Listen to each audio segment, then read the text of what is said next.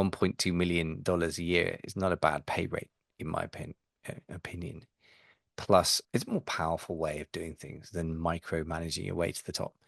Hi, I'm Michael Veazey from Amazing FBA, and I'm the leader of the 10K Collective Mastermind for private label sellers and product brand owners who sell at least $500,000 a year or more on Amazon.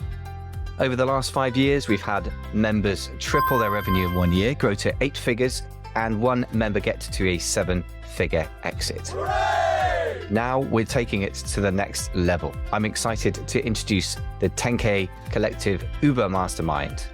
It's a unique combination of peer group support in person and online and specialist coaching. If you're ready to take your business to 7 figures and beyond, just go to theamazonmastermind.com. Hey folks, this is Michael from Amazing FBA. We're just going through the next part of the exciting journey of buying your own e-commerce business. So step 1, we've already taken, we've decided to do it, or let's pretend for the moment you have, if you're going through this process as a sort of abstract idea to see if this might work for you or not, fair enough. We're in step 2, define, which is really about defining what you're looking for. The first part is your own personal wealth plan, where we worked through some numbers and discovered that really the business we're looking for to give us our aim, which is in our example, $4 million in exit value. So $4 million in cash in the bank for us when we sell the business.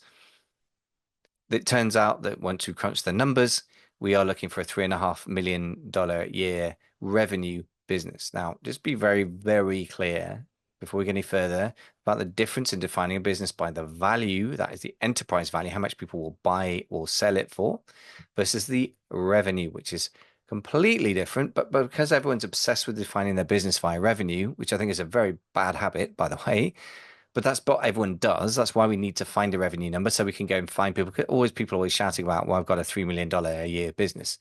What they mean is it's $3 million a year revenue normally. As long as we're incredibly crystal clear about the difference between enterprise value and revenue, we're all good. So we are now going to go shopping for a business with the revenue of $3.5 million. Nearly fell into my own trap there. But that's obviously not enough, is it? Now, the next thing we've got to do is specify the business a lot more precisely. You can go broad, you can go very narrow. If you want to say that I want a business with a revenue exactly $1.5 million a year and an EBITDA of 15.6%, which sells swings for disabled dogs. Okay, this is too specific. You won't find anyone out there. That's obvious. But going the opposite extreme is normally the problem that I see more of with the people that I've worked with. And so I would suggest you want to have fairly specific criteria for what you're shopping for. Before you do that, really need to think about yourself. So I would say 2 things about yourself. The first one is, what role do you want to play in this? There's often an assumption that you have to be the owner manager. You buy yourself a job effectively. Now, it can be a very profitable job, because if you work for 4 years and you pay yourself, we can talk about what salary you might take from a $4 million value business, but it's doing $800,000 in profit a year. Maybe you can pay yourself a couple of $100,000 as a dividends and salary. However you want to mix it, you take out $200,000 a year. So that's $800,000 altogether. Plus you got your $4 million exit, $4.8 million. That's pretty good. 1 year, that's 1.2 million per year of work, right? Assuming that you sell it in 4 years. However, you're still working in the business. You don't have to do this. If you choose to, and if the numbers of the business permit, you could hire management. You need to be very, very clear about whether you be an owner manager or just an owner who, you can't be completely hands off. Just the idea of passive income is a myth, but you can be mostly hands off if somebody else competent is managing it for you. We'll go into that in more detail, but just to be very clear about what it is you're looking for, the role, that's number 1. Connect with the role is the work-life balance. Are you wanting to work incredibly hard and have this as your full-time job right now? I know quite a few people that have sold a business in their 30s or 40s, and they want to keep working. They want to have a new project. They're keen to work. They enjoy it. It's what gives them meaning, and they want to do 40, 50-hour weeks and build something.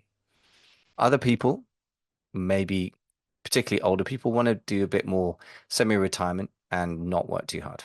Your call. But you're going to think this through. And then the other one is location. So if you're based in the UK, as I am, for example, you might not feel comfortable with a business based in the USA. Now, e-commerce is, generally speaking, often international.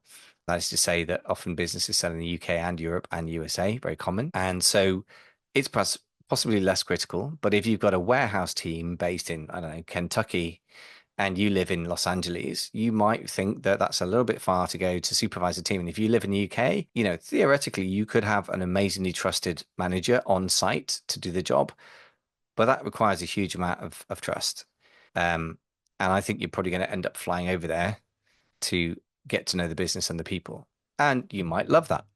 By the way, side note, I've never done it or seen people do this, but I do know people that have used buying a business as a really quick way to immigrate somewhere. And immigrating into the US is not easy, or Australia, probably for that matter, UK either. If you're not, I don't know, it seems to be very easy at the moment, but it can be a way you can do that if you want to do something complicated. But for most of us, we want to think through location pretty carefully.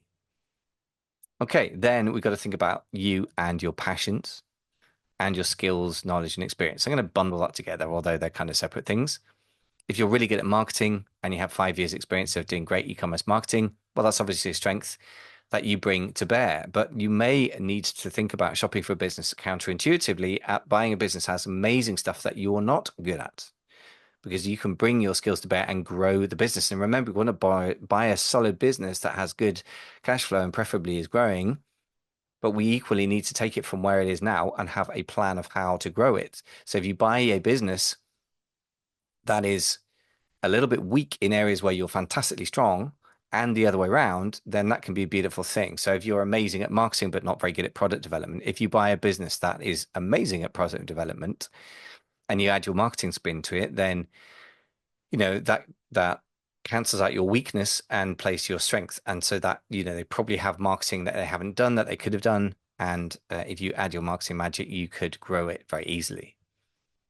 Having said that, though, caveat, product development specifically is something that's very dependent on the owner manager normally. And if the owner's going to leave, you need somebody who's amazing at product development there. Bit of an issue if that's your skill set deficit, the thing that you're not good at is product development. But you get the idea. So we need to really think through what skills you bring, experience as well. If you have no experience of running a Shopify site, I don't necessarily think that you should buy a Shopify site unless you're going to have somebody guide you very closely on how to run it. And or even better, in my opinion, because I don't like to get too hands-on if I can avoid it, have a general manager who's there, possibly an operations manager if it's a slightly bigger business. He runs things day to day and promote them to be the general manager and let them run the direct to consumer site. And then I would come in personally. What am I good at? I don't know direct to consumer very well. I've done tiny bits of work on them for clients, but I've never owned one. What do I know? Amazon. So what I would do in that situation, I might come in and say, all right, I'm going to build an Amazon wing to this D2C business. See what I mean? There's quite a lot of subtlety going on here, and you've got to think through what are you going to add that is going to help grow the business. I don't necessarily mean your labor. You don't necessarily need to implement all the stuff yourself, but you need to at least have a plan. If you're great at marketing, you sit down and get an Amazon agency to manage your stuff on Amazon, for example, but you could be the mastermind behind the sort of marketing overall strategy. So there's a lot to go into here, but you get the general idea. We got to think through your strengths and weaknesses, businesses' strengths and weaknesses out there. And then finally, passion. If you don't really care about an area, it doesn't really help because you will hit tough times at some points. And if you have tough times, guess what? If you care about it, you'll stick. And if you don't, you may be tempted to quit, in which case you won't get any of the benefits that come at the end of the road. Okay, so having said that, let me give you an example of a specific acquisition target specification. For me personally, this may change. This from a few months ago when I was pushing harder to look for acquisitions. There was a bit of a pause for various reasons. I'm getting back into it now.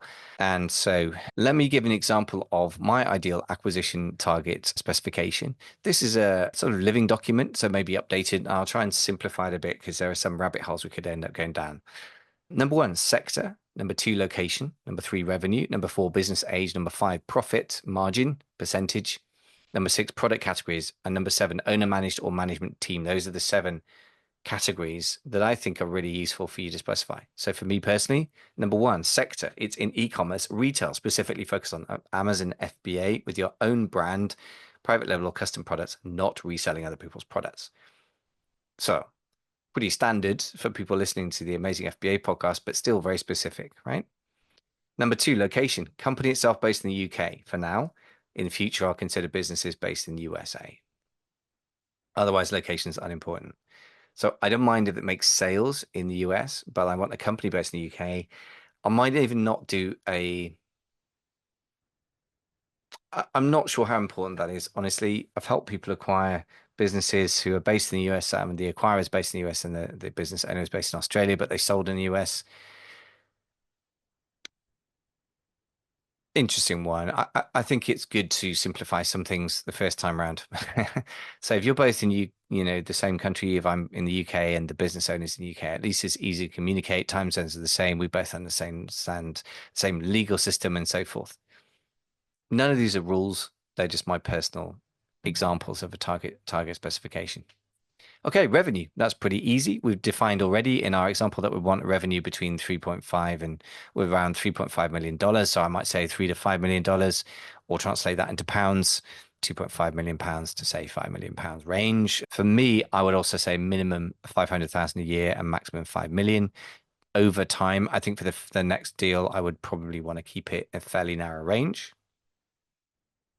Business age. I want something that's been in business for at least 3 years, preferably over 5 years. In the e-commerce world, that's actually quite old. In general, for business acquisition, you really want to be getting a business that's 5 years old, preferably 10 years old. And the reason for that is because the business death statistics talked about by, say, Michael Gerber or whoever else, is it what percentage of businesses fail in 5 years? Is it 80%? Is it more? Is it 56, 70%? Everyone's got a different number, but it's quite high. After 10 years, nearly all businesses have failed. What is it? It's 90%, 95%. So if you've got a 10-year-old business, it's survived pretty well. It's likely to be around in a few years' time. That one's harder to achieve in the e-commerce world, but it's worth pushing for. And as the sector matures, I think I would be more selective about that. A business that's just 2 years old, if you're going to buy it now and try and grow it for 3 years, you're trying to project further into the future than you have any history. That does not normally lead to good financial projections, apart from anything else. And you will not find many accountants who'll be very happy with that. I mean, they might do it for you, but they'll say this is wildly speculative, Mike. And you should take a hint from when people say stuff like that. Okay, profit.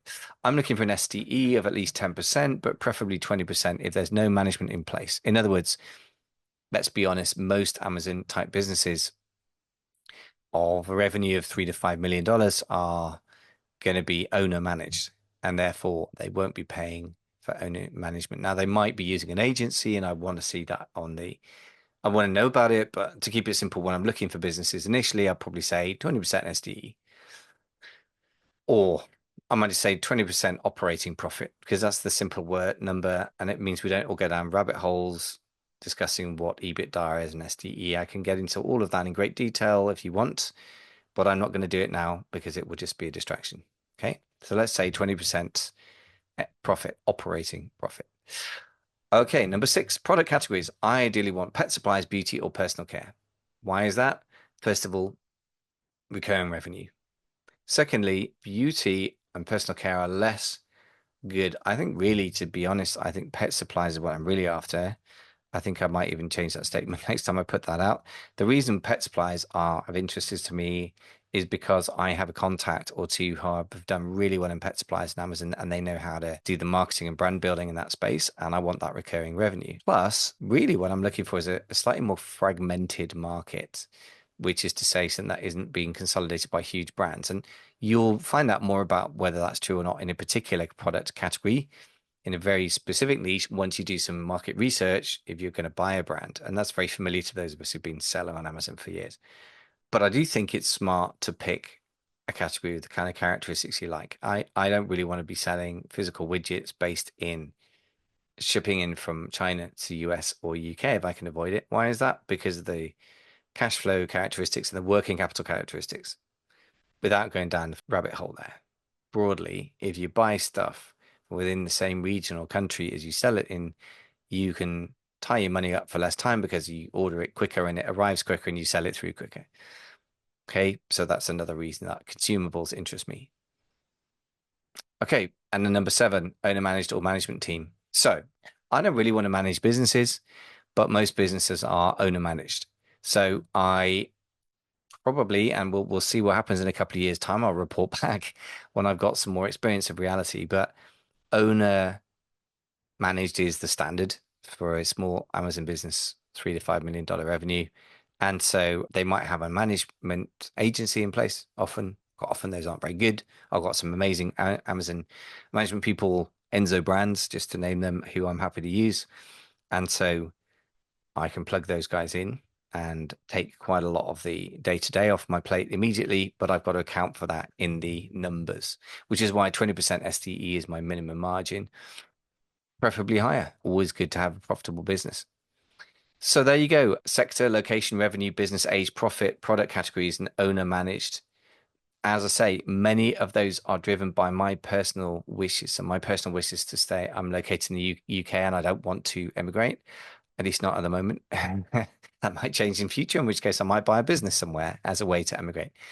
Work-life balance. I do not want to work full-time in this business that I buy. I expect to work full-time in it for the first month or two to learn it and to, get things in place. But after that, I want to drop back to 1 or 2 days a week.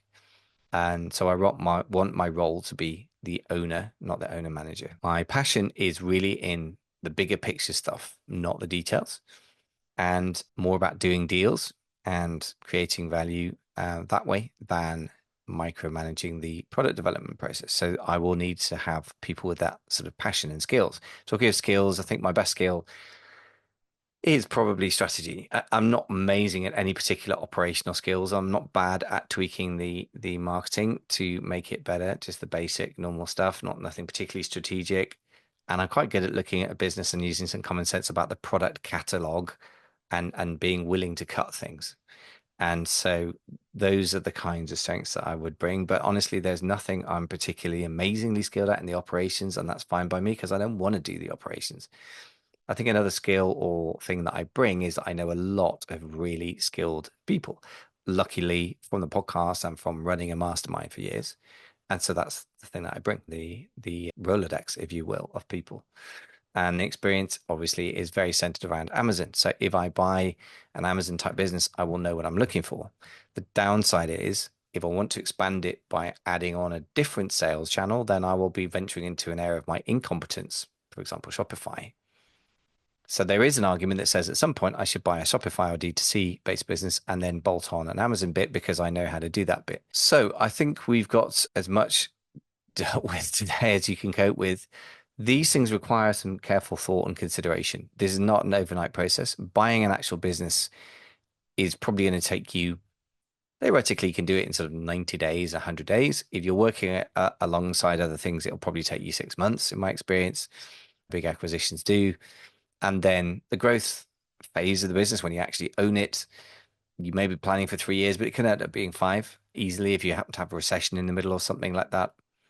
And then the exit's going to take some work as well. You're probably going to want to work back 1 year or possibly even 2 years from the exit in terms of honing the business to make it sellable. So going through systematizing the process, documenting everything, cleaning up the financials, and working with or finding a good business broker or investment banker if you get a big enough business. Investment banker broadly, I think, is a broker, but for businesses that are doing over 10 million a year in revenue. So if you grow it big enough, you might be getting into that category. Good business broker, for example, to talk to would be Ben Leonard, who I know pretty well personally. So I would talk to Ben and maybe some other people and get some input there as well. So this is a 3 to 6 month project to buy it, a 3 to 5 year project to grow it, and then maybe a 6 to 12 month project to sell it. So you're talking about the next 4 to 6 years of your life. So it's a biggie, but $1.2 million a year is not a bad pay rate, in my opinion. Plus, it's a more powerful way of doing things than micromanaging your way to the top. That's what attracts me about it. I'd rather learn a skill set where if I get it right, I get paid in millions than a skill set where if I get it right, I get paid in hundreds or even tens of thousands. That's my personal take. If you feel the same way, stay tuned and we will take you through to step 3, which is going to be, drum roll please. Next step 3 is going to be finding your ideal business or deal origination, as it's often called, brokers, contacts, and other things, off-market deals, which is where the excitement it comes often. And we'll talk about that in the next show. Thanks for listening.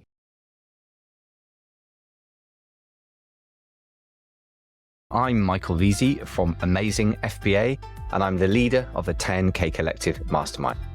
Masterminds for private label sellers and product brand owners who sell at least $500,000 a year or more on Amazon. Over the last 5 years, we've had members triple their revenue in 1 year, grow to 8 figures, and one member get to a 7-figure exit. Hooray! Now we're taking it to the next level. I'm excited to introduce the 10K Collective Uber Mastermind. It's a unique combination of peer group support in person and online and specialist coaching. We give you everything you need to grow your business to high 7 figures and finally start to get that lifestyle you were promised when you went into this. You'll get clear plans from world-class specialists on things like intellectual property law, e-commerce, image and video marketing, financial engineering, and paid advertising, to name but a few. You'll create bulletproof plans to survive the recession. You'll double check with your peers that they make sense, and then you'll make a plan to make a killing on the rebound. Most importantly, you will actually transform your business. You'll create listings that convert, build a brand that connects, and get premium pricing.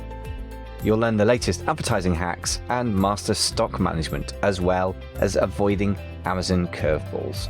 Above all, you will create a big, bold 3-year plan for a 7-figure exit. And unlike other programs, we don't just hype you up and then abandon you. You'll have your peers in the mastermind giving you insights from their own businesses and keeping you on track through peer accountability and a little bit of friendly competition. And we'll also have those experts double checking everything you do makes actual sense. If you finally want to start becoming the entrepreneur you've always known you can be, if you're ready to take your business to 7 figures and beyond, go to theamazonmastermind.com to find out more today.